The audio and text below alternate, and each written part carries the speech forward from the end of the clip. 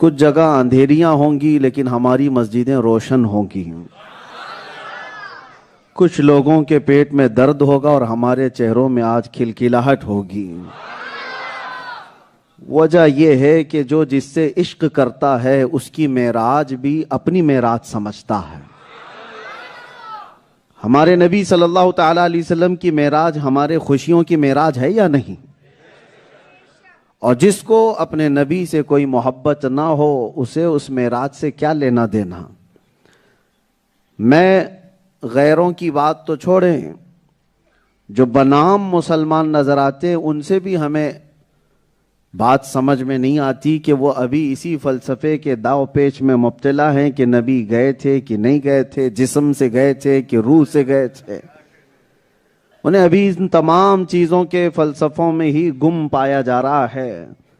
لیکن جن کو اللہ تعالیٰ نے ہدایت عطا کی ہے، جن کی عقل کو اللہ نے معراج عطا کی، وہ معراج کے واقعے کو بھی سمجھ جاتے ہیں.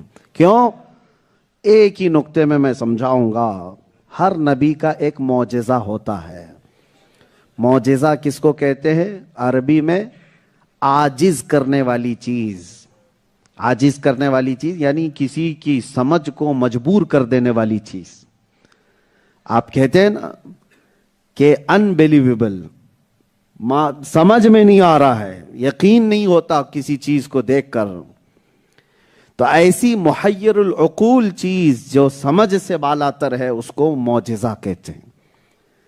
اور ہر نبی کو ایک معجزہ دیا گیا، اور تمام نبیوں کے معجزوں کا کمال میرے مصطفیٰ کو دیا گیا. تمام نبیوں کے معجزے جو ہیں ان معجزوں کا کمال میرے نبی کو دیا گیا.